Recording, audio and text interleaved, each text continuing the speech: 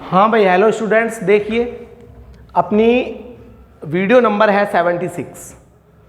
तो अपना कल चल रहा था रेक्टिफायर्स, जहां हमने बात की थी दिष्टकारी की। दिष्टकारी क्या होते हैं कि ऐसे डिवाइसेस या ऐसे उपकरण जो कि एसी करंट को डीसी करंट में कन्वर्ट करते हों, यानी दिष्ट प्रत्यावर्ती धारा को दिष्ट धारा में परिवर्तित करते हैं। रेक्टिफायर्स दो टाइप्स के होते हैं, एक तो आपका अर्ध तरंग दिष्टकारी और दूसरा पूर्ण तरंग दिष्टकारी।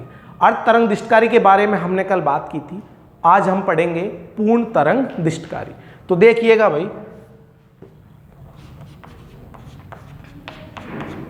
पूर्ण तरंग दिष्टकारी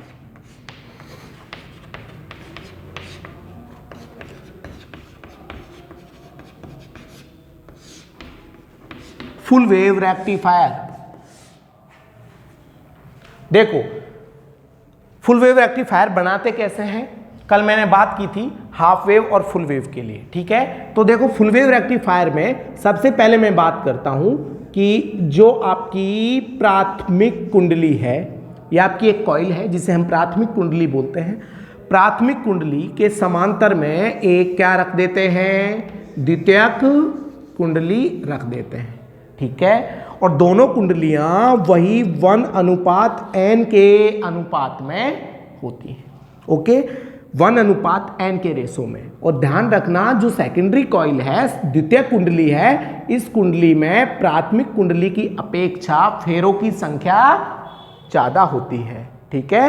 हाँ, प्राथमिक कुंडली के अंदर यानी दोनों सिरों पर हम एक प्रत्यावर्ती धारा स्रोत जोड़ देते हैं। और प्रत्यावर्ती धारा स्रोत आपका वही क्या है, Vp साइन ओमेगा टी, यानी Vi, ठीक है भाई। Vi बराबर Vp साइन ओमेगा टी। ये आपका एक प्रत्यावर्ती वोल्टता स्रोत है जो कि आपकी एक तरंग प्रारूप के रूप में है, यानी साइन वेव के फॉर्म में है, ठीक है। प्रत्यावर्ती का साइन, प्रत्यावर्ती धारा स्रोत या प्रत्यावर्ती वोल्टता स्रोत। प्रत्यावर्ती जो धारा होती है वो कौन सी होती है, आपकी साइन वेव के रूप में होती है। कैसे होती है, वेव के रूप में, यानी साइन वेव के रूप में होती है, ठीक है भाई। हाँ, तो देखो प्राथमिक कुंडली और द्वितीय कुंडली जब एक दूसरे के समांतर में रखी होती हैं तो वो क्या करती हैं, एक ट्रांसफॉर्मर का निर्माण कर लेती हैं, ओके। दोनों कुंडलियों का अनुपात 1:n होता है। अब देखो, ये द्वितीय कुंडली का टर्मिनल A है और ये टर्मिनल B है, ओके। हाफ वेव में हमने क्या किया था, हाफ वेव में हमने एक डायोड अटैच किया था, एक डायोड जोड़ा था। लेकिन पूर्ण तरंग दिष्टकारी में हम क्या करते हैं, टर्मिनल A और टर्मिनल B दोनों पर डायोड जोड़ दिए जाते हैं, बस इतना फर्क है। तो देखो अर्ध तरंग दिष्टकारी में ये एक डायोड और पूर्ण तरंग दिष्टकारी में 2 p-n संधि डायोड जोड़ देते हैं। तो देखो एक p-n संधि डायोड मैंने यहां जोड़ा, एक टर्मिनल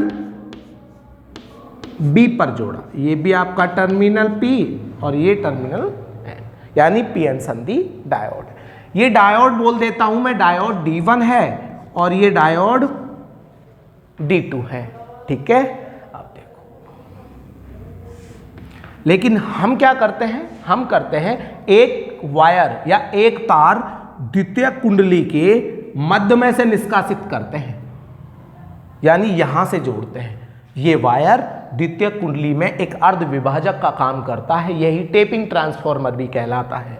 क्या कहलाता है, टेपिंग ट्रांसफॉर्मर, यानी निष्कासित ट्रांसफॉर्मर, ठीक है। हाँ, देखो ये वायर का क्या मतलब है, ऐसे कि ये वायर जो है इस तार से जुड़ी हुई नहीं है, ठीक है। हाँ, अगर ऐसे कनेक्ट होती तो हम क्या कर देते, ये वायर इससे क्या है, जुड़ी हुई है, ओके। अब देखो इन दोनों वायरों के मध्य हम एक लोड प्रतिरोध जोड़ देते हैं। लोड प्रतिरोध है RL और यहां से हम इसकी निर्गम प्राप्त कर लेते हैं, ठीक है भाई, V0 आउटपुट।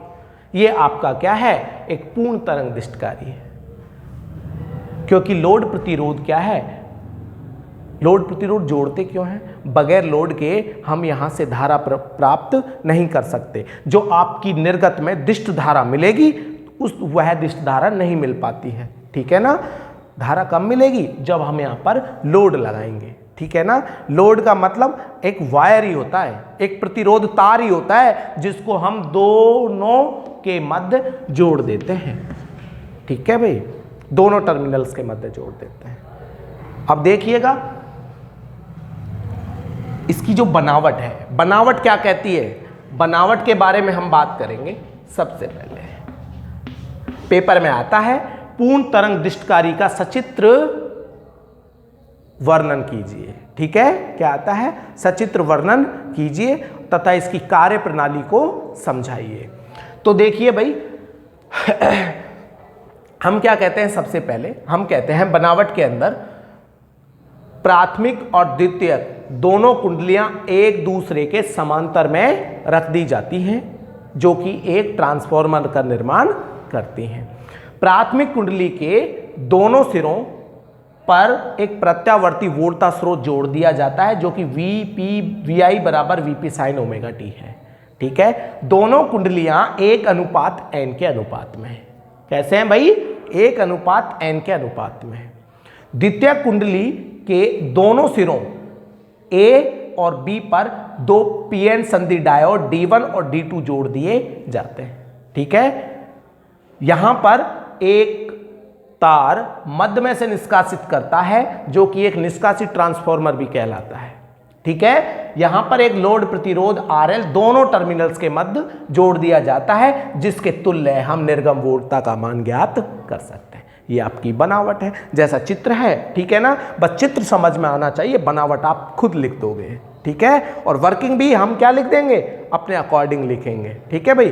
तो देखो वर्किंग क्या बोल रही है? वर्किंग बोल रही है कि जब प्राथमिक कुंडली के दोनों सिरों पर एक प्रत्यावर्ती वोल्टा स्रोत VI बराबर VP sin ओमेगा t जोड़ा जाता है, ठीक है। तो यहां से बहने वाली धारा प्राथमिक कुंडली में क्या करती है? प्रवेश करती है, ठीक है।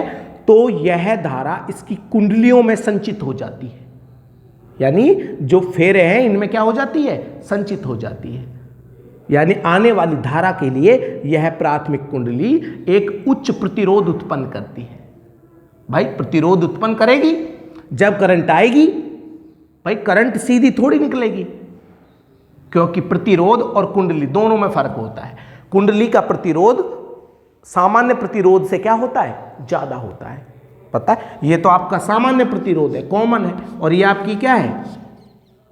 कॉइल है। तो कॉइल का जो रेजिस्टेंस होता है वो सामान्य प्रतिरोध से क्या होता है? ज्यादा होता है, ठीक है। हाँ, तो हम क्या कहते हैं? आने वाली धारा के लिए यह कुंडली एक उच्च प्रतिरोध उत्पन्न करती है, ठीक है। जब यह धारा इसमें प्रवेश करती है तो इस कॉइल के, इस कुंडली के चारों ओर एक विद्युत चुंबकीय क्षेत्र उत्पन्न हो जाता है, जिसके कारण फैराडे और लेंज का नियम कहता है कि जब इसके चारों ओर विद्युत चुंबकीय क्षेत्र उत्पन्न होता है तो यह द्वितीय कुंडली पर अन्योन्य प्रेरण के कारण प्रेरित हो जाता है, ठीक है।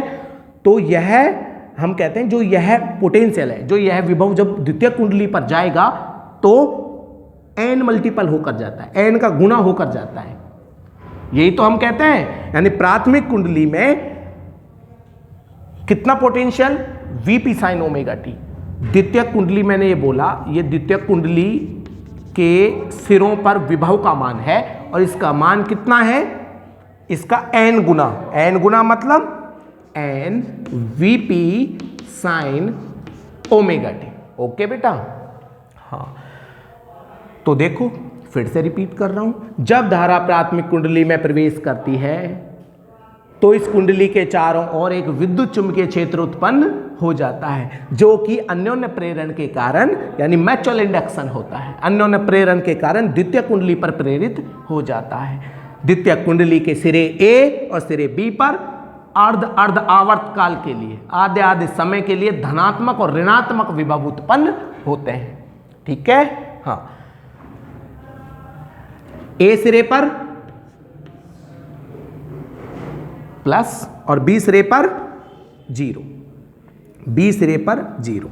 तो देखिएगा मैंने क्या बोला भाई, मैंने बोला कि जो आपकी वेव है, जो आपकी तरंग है, साइन वेव यही तो होती है ना भाई, साइन वेव यही तो है, बोलो। वीपी मैंने कल क्या बोला था, वीपी है क्या, यानी वी आई बराबर VP sine omega T. VP क्या है, वोल्टेज का शिखर मान है, जो वोल्टा है उसका क्या है, शिखर मान है। और शिखर मान आपकी प्राथमिक कुंडली के दोनों सिरों पर मिल रहा है। कहां पर मिल रहा है, प्राथमिक कुंडली के दोनों सिरों पर मिल रहा है, जिसे हम क्या कहते हैं, शिखर, यानी उच्चतम मान है कि वेव जो है, हमारी तरंग जो है वो कहां तक जाती है, यहां तक। तो यही आपका वीपी यानी शिखर मान है, ठीक है। हाँ, ये क्या है आपका T/2 अर्ध आवर्तकाल, और ये क्या है आपका कैपिटल T, एक आवर्तकाल, ठीक है ना। तो एक आवर्तकाल के लिए देखो, एक आवर्तकाल के लिए तरंग पॉजिटिव कला में और नेगेटिव कला में, दोनों कलाओं में जाती है, ठीक है ना। तो अर्ध आवर्तकाल के लिए तभी बोलता हूं मैं कि धनात्मक विभव भी उत्पन्न होता है तो दूसरे सिरे पर ऋणात्मक विभव उत्पन्न होगा, ठीक है, ध्यान से देखना। हाँ, अगर दूसरे पर धनात्मक है तो प्रथम पर क्या होगा, ऋणात्मक विभव उत्पन्न होगा, ठीक है ना। और देखो ये वायर जो है ना, ये वायर, ये आपकी नेगेटिव यानी नल वायर भी कहलाती है। क्या कहलाती है, नल वायर। नल वायर मतलब न्यूट्रल वायर।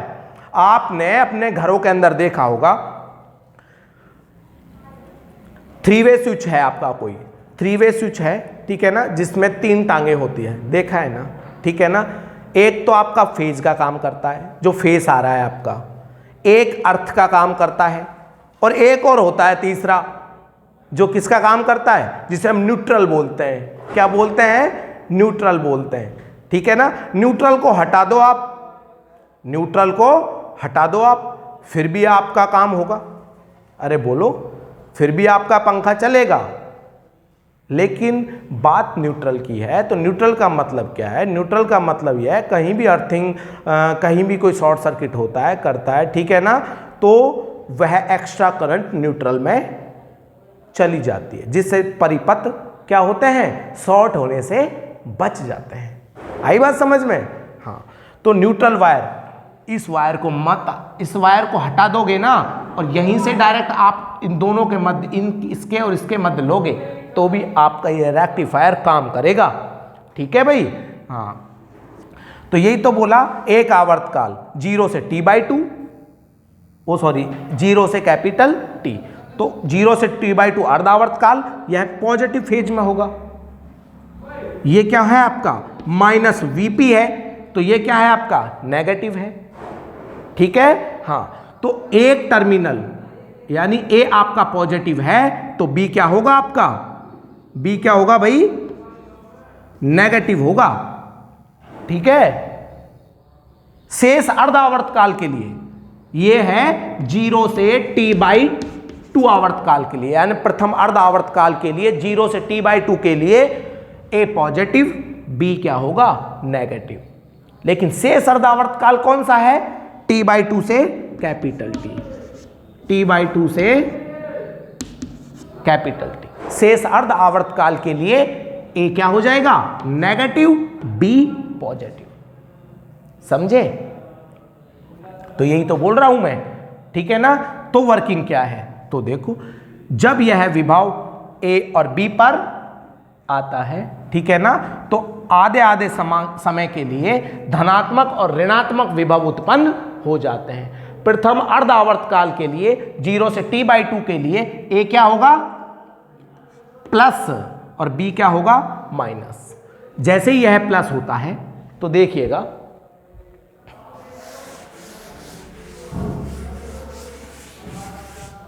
देखिएगा भाई, A प्लस होगा तो PN संधि डायोड के टर्मिनल P पर विभव का मान क्या है, प्लस, मतलब उच्च विभव है। और मैंने क्या बताया था, डायोड में धारा का प्रवाह उच्च विभव से निम्न विभव की ओर होता है। अगर उच्च विभव से निम्न विभव की ओर होता है तो डायोड अग्रबायस अवस्था में होता है, ठीक है ना।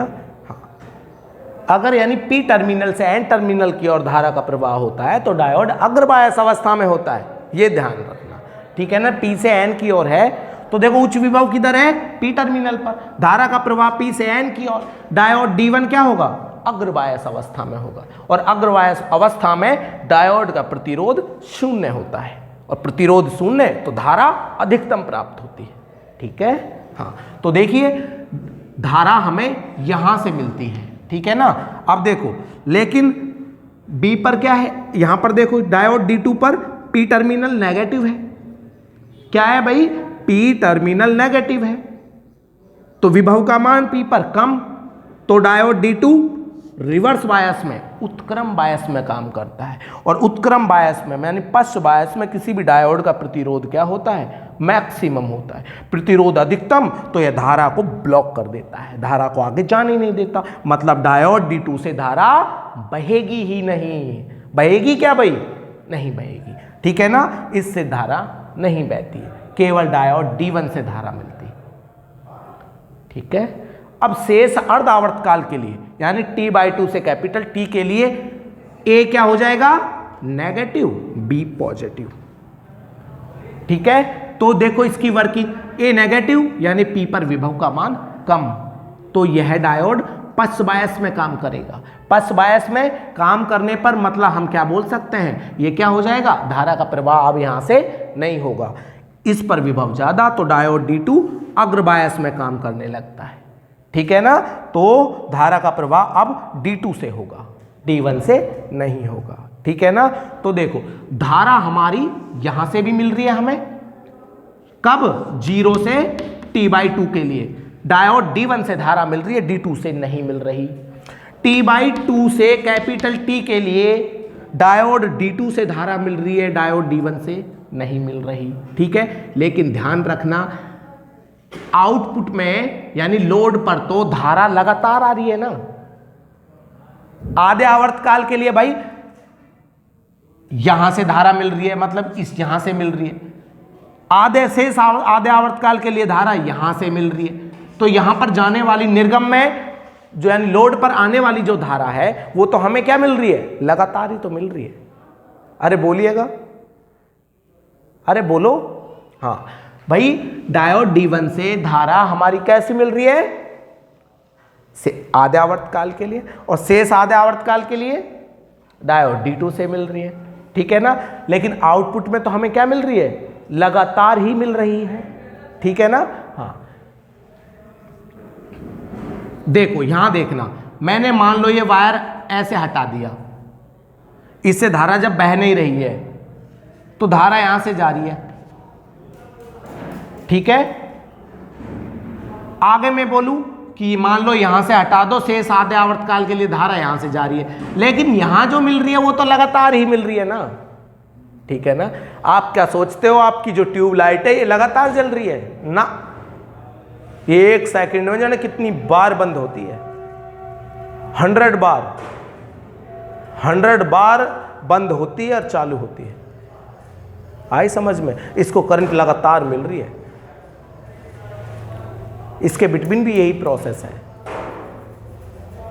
लगातार अगर करंट मिलती रहे तो आपकी ट्यूबलाइट ज्यादा चलने वाली नहीं है, ठीक है ना। हाँ यही प्रोसेस है। तो देखो ये आपका लोड रेजिस्टेंस है, ठीक है ना। हाँ यहां पर जब धारा मिल रही है तो जब धारा इससे प्रवाहित होगी तो V = IR, आपका V0 यानी खुले टर्मिनल्स के मध्य ज्ञात कर लिया जाता है। आपको पता है कि विभवांतर तो हमेशा खुले सिरों पर ही ज्ञात किया जाता है, ठीक है ना। देखो इसका तरंग प्रारूप देखो, इधर बिल्कुल क्लियर होगा अब, तरंग प्रारूप,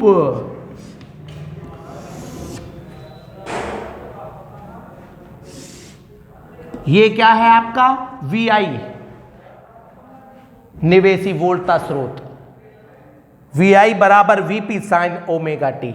बनाओ इसका तरंग प्रारूप, साइन वेव फॉर्म कहां से स्टार्ट होती है, 0 से स्टार्ट होती है, सभी को पता है साइन 0 का मान 0, साइन का प्रारूप पता है सभी को, साइन तरंग कैसी होती है, ठीक है। तो ये आपकी क्या है, साइन वेव फॉर्म है,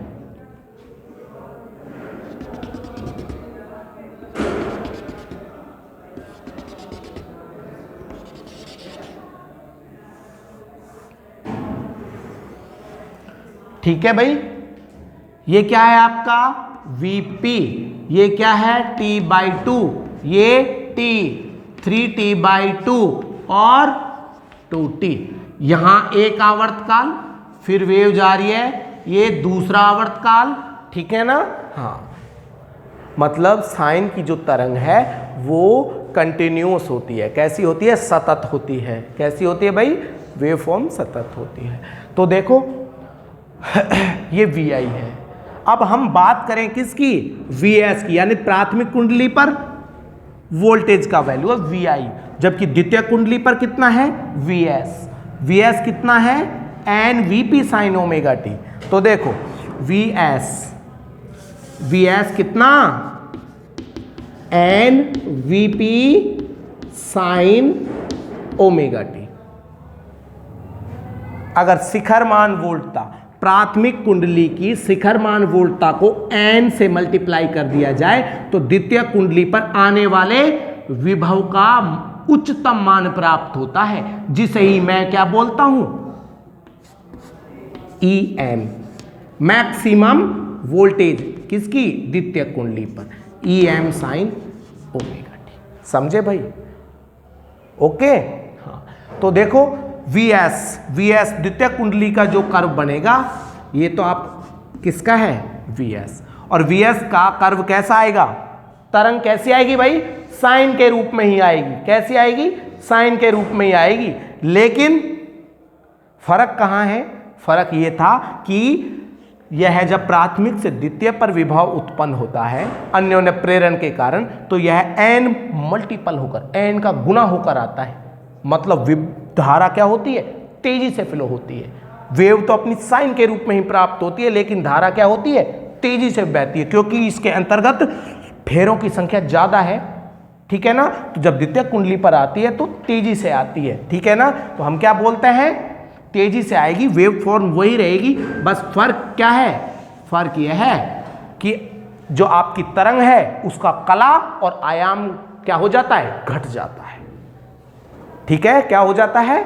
कला और आयाम घट जाता है। जैसे कोई वेव है, ध्यान रखना, हम बोलते हैं कोई भी रस्सी है, ठीक है ना, मैंने वो एक दीवार से क्या कर दी है? जोड़ दी है, और उसका दूसरा सिरा मेरे हाथ में है। अब मैं उसको ऐसे ऐसे मूव करा रहा हूं, बिलो बहुत धीरे धीरे, तो उसमें वेव फॉर्म भी कैसे चलती जाती हैं? ऐसे चलती जाती है।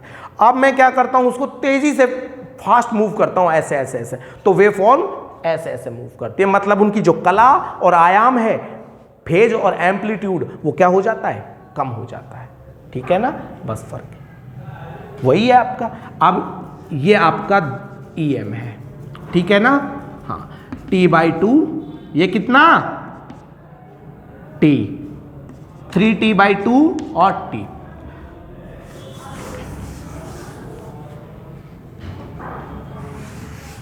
आप देखो, डायोड D1 के कारण और डायोड D2 के कारण, दोनों के कारण हम यहां क्या ज्ञात कर लेते हैं? डायोड D1 के कारण वोल्टेज तरंग, और डायोड D2 के कारण, ठीक है ना। हाँ, तरंग प्रारूप देखो, मैंने क्या बोला था? T/2, कहां से? 0 से T/2 के लिए डायोड D1 काम करता है। ध्यान से देखना, 0 से T/2 के लिए A धनात्मक, B ऋणात्मक।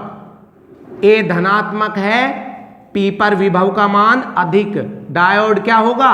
अग्रबायस में होगा, यानी डायोड D1 से धारा मिलेगी, ठीक है ना। डायोड D1 से ही धारा मिलेगी।